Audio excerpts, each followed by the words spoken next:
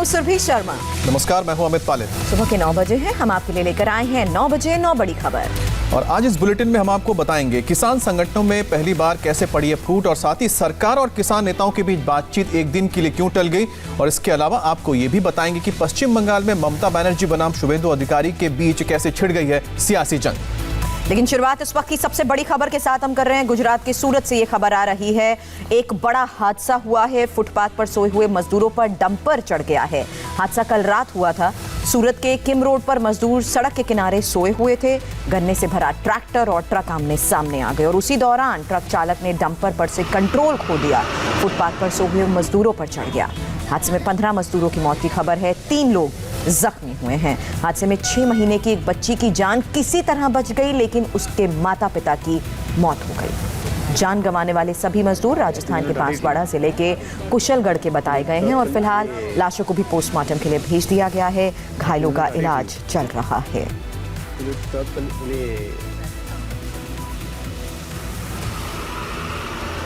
शैलेश संवाददाता सूरत से इस वक्त हमारे साथ जुड़ चुके हैं। दर्दनाक हादसा शैलेश, और देर रात ये हादसा हुआ। फिलहाल इस बारे में और क्या जानकारी?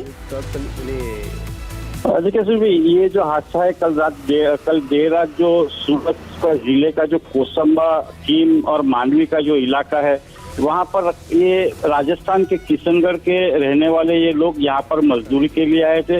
यहाँ फैक्ट्रियों में वो लोग काम करते थे। उस टाइम रात को जब वो सो रहे थे फुटपाथ के ऊपर, उसी टाइम एक बेकाबू ट्रक ने ये सारे लोगों को कुचल दिया था। उसमें 12 लोगों की मौके पर ही मौत हो चुकी थी और 3 लोगों ने आज सुबह अस्पताल में दम तोड़ा है।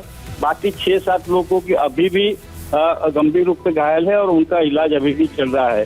बताया जा रहा है कि ट्रक ड्राइवर जो है वो भी काफी गंभीर रूप से घायल हुआ है और क्लीनर जो था उनके साथ, उनकी भी हालत काफी गंभीर बताई जा रही है। साथ में ये ऐसा भी पता चला है पुलिस के सूत्रों से कि ये दोनों ने, ये जो ड्राइवर है उन्होंने शराब पिया था और शराब पी के उन्होंने अपने ड्राइविंग से बेकाबू होकर उन्होंने ये मजदूरों को कुचल दिया है। सभी को अभी यहाँ अस्पताल में उनका इलाज, जो घायल है उनका सूरत की स्मीमेर अस्पताल में इलाज अभी भी जारी है। बहुत बहुत शुक्रिया आपका जानकारी देने के लिए। इस बीच प्रधानमंत्री मोदी ने इस घटना पर ट्वीट किया है। प्रधानमंत्री मोदी ने लिखा है, सूरत में एक ट्रक दुर्घटना के कारण जान का नुकसान दुखद है। शोक संतप्त परिवार के प्रति मेरी संवेदनाएं। तो तस्वीरें आप देख रहे हैं। सूरत में कल एक डंपर ने सड़क के किनारे सो रहे लोगों को कुचल दिया। दरअसल बताया जा रहा है कि इसका कंट्रोल खो गया था ड्राइवर का अपने ट्रक से, जिसके बाद उसने फुटपाथ पर सो रहे कुछ मजदूरों पर अपने ट्रक को चढ़ा दिया, जिसमें मौके पर ही 12 जो मजदूर थे उनकी जान चली गई और 3 का इलाज के दौरान जान गई है। और इस बीच केंद्र सरकार ने जो परिवार हैं जिनके अपने खो गए हैं उनको 2-2 लाख रुपए का मुआवजा दिया जा रहा है। तो केंद्र सरकार की ओर से जो पीड़ित परिवार हैं उन्हें 2-2 लाख रुपए का मुआवजा दिया जाएगा और जो घायल हुए उन्हें 50,000 मुआवजा दिया जा रहा है। और इस घटना पर प्रधानमंत्री मोदी ने भी शोक व्यक्त किया है। कल रात की घटना है जब सूरत में एक ट्रक ने सड़क किनारे सो रहे 15 मजदूरों को कुचल दिया था। तीनों कृषि कानून को लेकर सुप्रीम कोर्ट की बनाई कमेटी की आज पहली बैठक होगी। और आज किसान और सरकार के बीच भी 9वें दौर की बैठक होनी थी, लेकिन इसे एक दिन के लिए टाल दिया गया।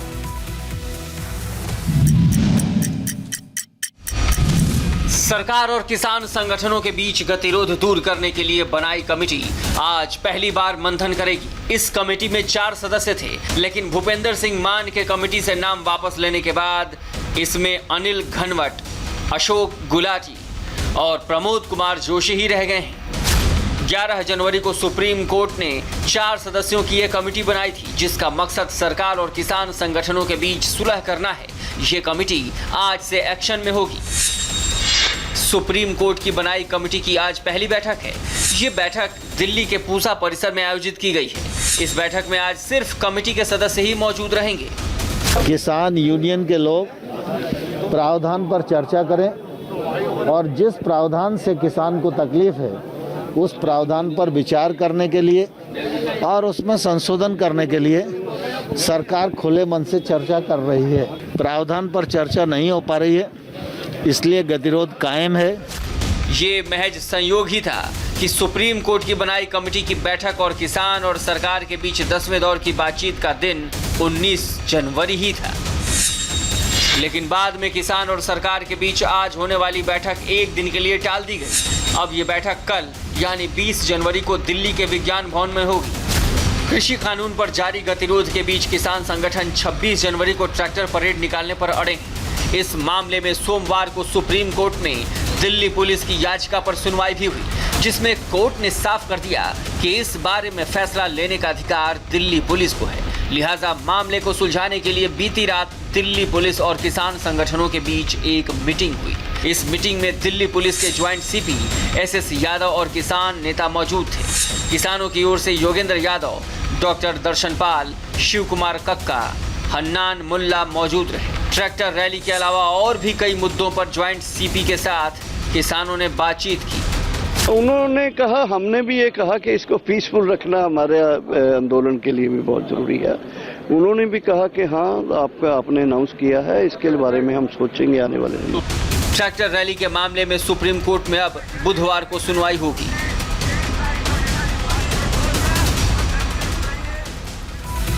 किसान आंदोलन के दौरान कल पहली बार किसान नेताओं में फूट पड़ती नजर आई और किसान नेता गुरनाम सिंह चढ़ूनी और शिव कुमार कक्का ने एक दूसरे पर जुबानी वार किए। भारतीय किसान यूनियन गुट के प्रमुख गुरनाम सिंह चढ़ूनी को लेकर सोमवार को किसान संयुक्त मोर्चा में जमकर उठापटक हुई।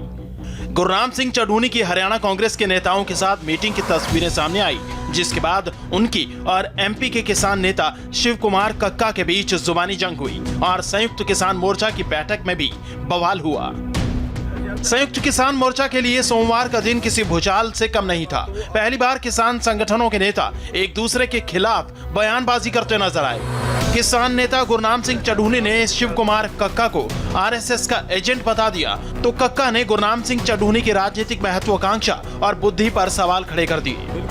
ये आरोप जो है ये शिव कुमार कक्का ने लगाया जी, संयुक्त मोर्चे ने नहीं लगाया जी। ये शिव कुमार कक्का मध्य प्रदेश का प्रधान है और RSS का एजेंट है। RSS की ये चाल है, वो RSS का दलाल है। वो विभिन्न दलों के साथ बैठ के अध्यक्षता करते हैं जो इस संयुक्त मोर्चा के नियमों के विपरीत है, तो कार्रवाई तो होगी। जब कार्रवाई होगी तो उन्हें कुछ तो बोलना ही है जो उनकी बुद्धि में आएगा। दरअसल ये पूरा मामला गुरनाम सिंह चढ़ूनी की एक बैठक से शुरू हुआ। बैठक में कांग्रेस और आम आदमी पार्टी के कई नेता मौजूद थे। इस बैठक में शामिल होने के बाद गुरनाम सिंह चढ़ूनी पर हरियाणा सरकार गिराने की कोशिश के आरोप लगे। चढ़ूनी पर सरकार गिराने के लिए 10 करोड़ की डील का आरोप लगा। चढ़ूनी पर कांग्रेस नेताओं से डील करने के आरोप भी लगे।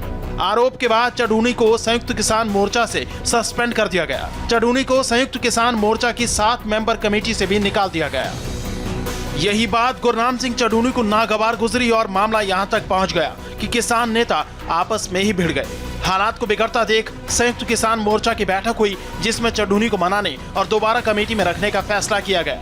उन्होंने समिति को भरोसा दिलाया कि वो आंदोलन के दौरान भविष्य में किसी राजनीतिक बैठक में नहीं जाएंगे। पिछले हफ्ते करनाल में CM खट्टर की सभा में जमकर बवाल हुआ था। जिस संगठन ने बवाल किया वो चढ़ूनी का ही गुट था। देश भर में वैक्सीनेशन का काम जारी है और अब तक 3,81,000 से ज्यादा लोगों को टीका लग चुका है और सोमवार को करीब 1.5 लाख लोगों को टीका लगा। आज दर्जन भर से ज्यादा राज्यों में कोविड रोकने का टीका लगेगा। देश भर में अब तक कुल 7,704 वैक्सीन सेशन हुए, जिनमें कुल 3,81,305 लोगों को कोरोना वैक्सीन की डोज दी गई। अब तक कुल 580 लोगों पर साइड इफेक्ट हुए हैं। इनमें से सिर्फ 7 केस ऐसे थे जिनको अस्पताल ले जाने की जरूरत पड़ी। दिल्ली में साइड इफेक्ट के 3 मामले आए, जिनमें से 2 को अस्पताल से छुट्टी दे दी गई, जबकि एक मैक्स अस्पताल में ऑब्जर्वेशन पर है, जबकि उत्तराखंड में एक व्यक्ति एम्स ऋषिकेश में भर्ती है। 16 जनवरी से देश में कोरोना के खिलाफ वैक्सीनेशन का शुभ मुहूर्त शुरू हुआ, जो बिना संकट के आगे बढ़ रहा है।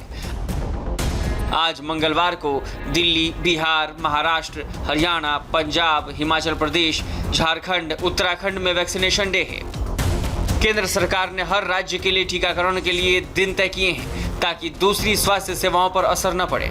दिल्ली और बिहार में सोमवार, मंगलवार, गुरुवार और शनिवार को वैक्सीनेशन होगा, जबकि यूपी में सिर्फ गुरुवार, शुक्रवार को वैक्सीनेशन होगा। हरियाणा में सोमवार, मंगलवार, गुरुवार, शुक्रवार और पंजाब में मंगलवार, गुरुवार, शुक्रवार, शनिवार को डोज दी जाएगी। The recent breakthroughs on COVID-19 vaccines offer vaccine के आने से उम्मीद की किरण पैदा हुई। इस उम्मीद की किरण को हर किसी के पास पहुंचाना है। हमें यह सुनिश्चित करना है कि कोविड वैक्सीन का उचित और समान वितरण किया जा सके। ensure fair and equitable distribution of the COVID vaccines.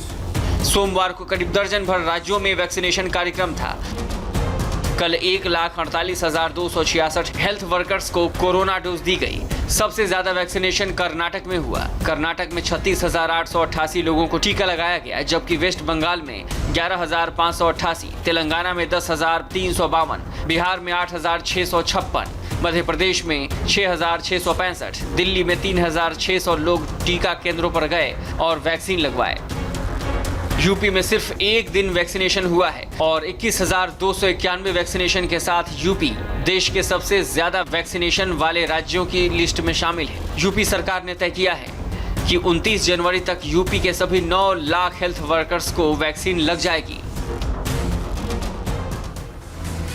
एक तरफ जहां वैक्सीनेशन ड्राइव सफलतापूर्वक चल रही है, वहीं दूसरी तरफ इसे लेकर अफवाहें भी फैलाने की कोशिश हो रही है। यूपी कर्नाटक में वैक्सीनेशन के बाद हुई मौत का सच सामने आ चुका है।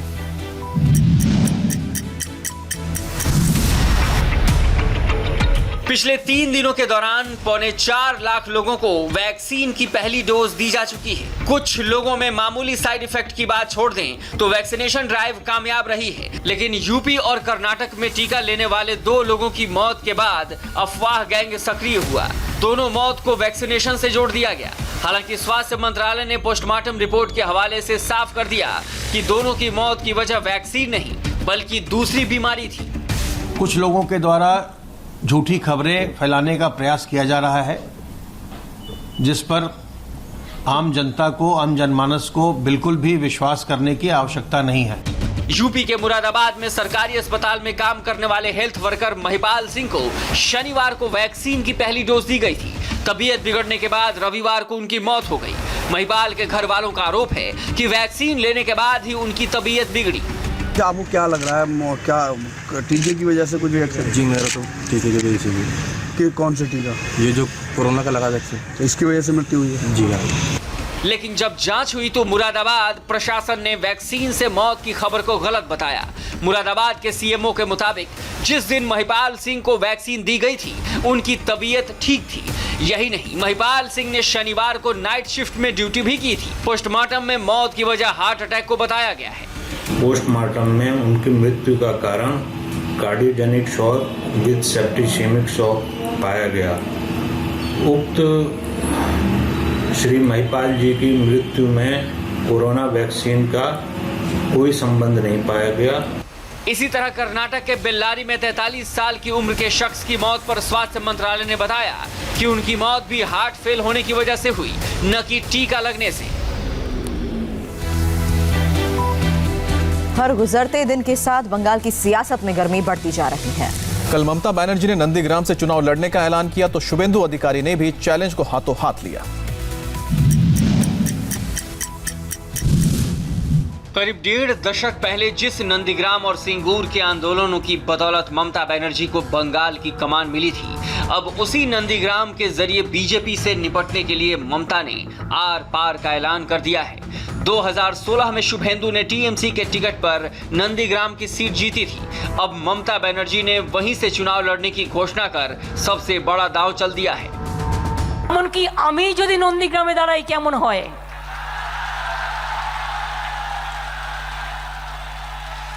ভাবছিলাম কথার কথা একটু বললাম, একটু ইচ্ছে হলো, একটু গ্রামীণ জায়গা, একটু আমার মনের জায়গা, একটু আমার ভালোবাসার জায়গা। ভবানীপুর আমার বড় বোন আর নন্দীগ্রাম আমার মেজো বোন। আমি দুটো কনস্টিটিউয়েন্সি থেকেই পারলে এবার দাঁড়াবো, তার কারণ নন্দীগ্রামে থেকেই আমি আন্দোলনটা করব। ममता बनर्जी ने नंदीग्राम में अपना सबसे बड़ा सियासी दांव चला तो दक्षिण कोलकाता से शुभेंदु अधिकारी ने भी हुंकार भरी। कह दिया कि अगर उनकी पार्टी ने उन्हें नंदीग्राम से चुनाव लड़ने का मौका दिया तो वो ममता को 50,000 वोटों से हरा देंगे और अगर वो ऐसा नहीं कर पाए तो राजनीति छोड़ देंगे। আমাকে পার্টি দিক বা অন্য কাউকে দিক যাকেই দেবেন আমি লিখে রাখুন আজকে সন্ধ্যাবেলা ঘড়িতে টাইম দিয়ে ডেট দিয়ে আপনারা লিখে রাখুন 5 লাখ ভোটে যদি মাননীয়াকে হারাতে না পারি আমি রাজনীতি ছেড়ে দেব আপনি লিখে রাখুন। ये कल की तस्वीर है जब शुभेंदु अधिकारी के गढ़ नंदीग्राम में ममता बनर्जी थी और ममता बनर्जी के गढ़ दक्षिण कोलकाता में शुभेंदु अधिकारी रोड शो कर रहे थे। आज भी कुछ ऐसी ही भीड़ नजर आने वाली है, लेकिन फर्क सिर्फ ये होगा कि आज दोनों अपने अपने गढ़ में होंगे।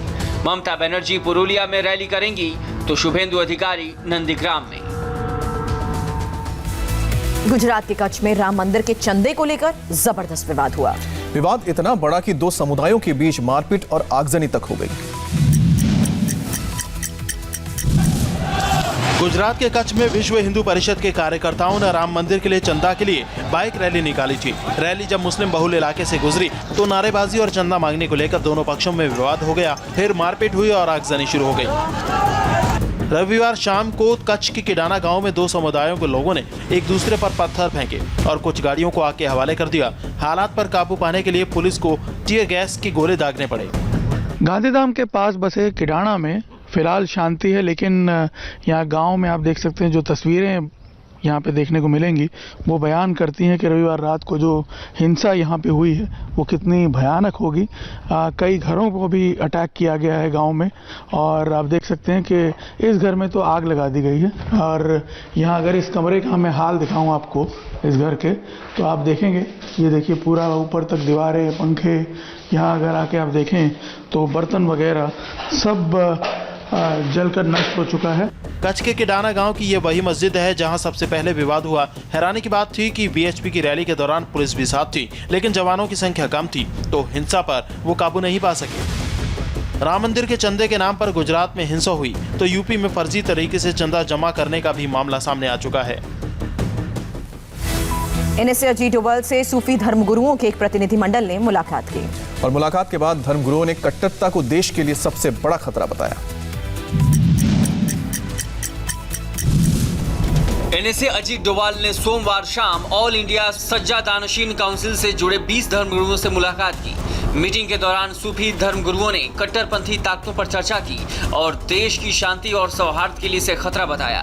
डेलीगेशन ने एनएसए को बताया कि किस तरह सूफी दरगाह देश में शांति और भाईचारा बढ़ाने में अहम भूमिका निभा सकते हैं। रेडिकल जो ऑर्गेनाइजेशंस हैं वो against the Islam, against the Sufism, against the teachings of Quran, against the orders of prophet Mohammad, ये सब कर रही हैं और नौजवान तबकों को गुमराह करने की कोशिश कर रही हैं।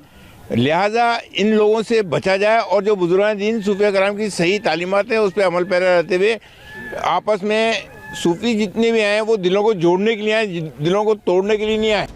मीटिंग में ऑल इंडिया सूफी सज्जादानशी काउंसिल के चेयरमैन सईद नसीमुद्दीन चिश्ती ने कहा कि सरकार दरगाहों के वेलफेयर के लिए कदम उठाए क्योंकि सूफी ही सबको जोड़ने का काम करते हैं। सूफियों का मुल्क रहा है, सूफी संतों का हमारा मुल्क रहा है।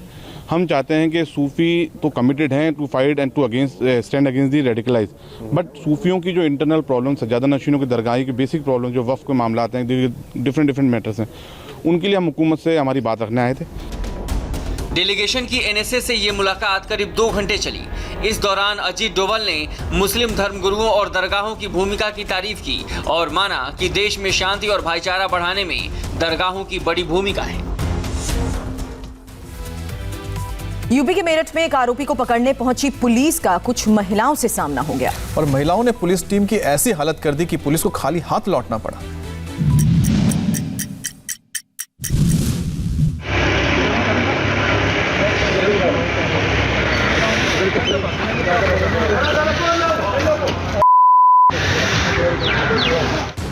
सिर पर पैर रखकर भागते इन पुलिस वालों की तस्वीरें यूपी के मेरठ की हैं। पुलिस वाले गए तो थे गो तस्कर को पकड़ने, लेकिन मामला उल्टा पड़ गया।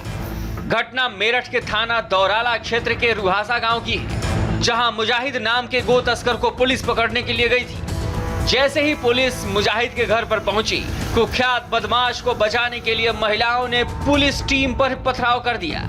इतना ही नहीं, पुलिस की गाड़ियों में भी तोड़फोड़ की गई।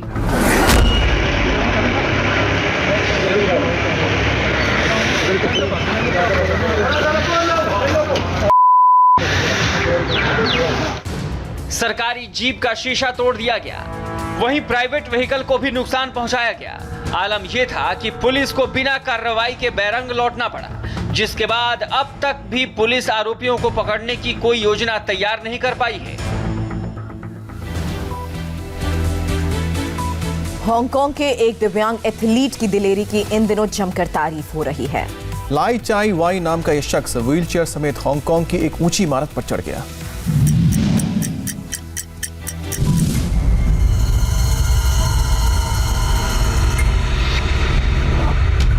नीना टावर नाम की ये इमारत हांगकांग की छठी सबसे ऊंची बिल्डिंग में शामिल है। लोगों ने जब व्हीलचेयर समेत एक दिव्यांग को यहां चढ़ते देखा तो हैरान रह गए। लाई चाई वाई रस्सियों की मदद से एक के बाद एक मंजिल पार करते चले गए और 10 घंटे बाद वो 820 फीट ऊंची इस बिल्डिंग के शिखर पर थे। इस दौरान तेज हवाओं ने लाई चाई वाई को खतरे में डाला, लेकिन वो अपना संतुलन बनाए रखने में कामयाब रहे। वाई ने यह खतरा हांगकांग की एक मेडिकल यूनिवर्सिटी के लिए उठाया। उनको 7,30,000 अमेरिकी डॉलर मिले, जो उन्होंने यूनिवर्सिटी को दान कर दिए। 2011 से पहले लाई चाई वाई रॉक क्लाइंबर थे, लेकिन एक हादसे के बाद वो पैरालाइज्ड हो गए। दिल्ली एनसीआर में कैसे कोहरे ने परेशानी बढ़ाई, देखिए ब्रेक के बाद।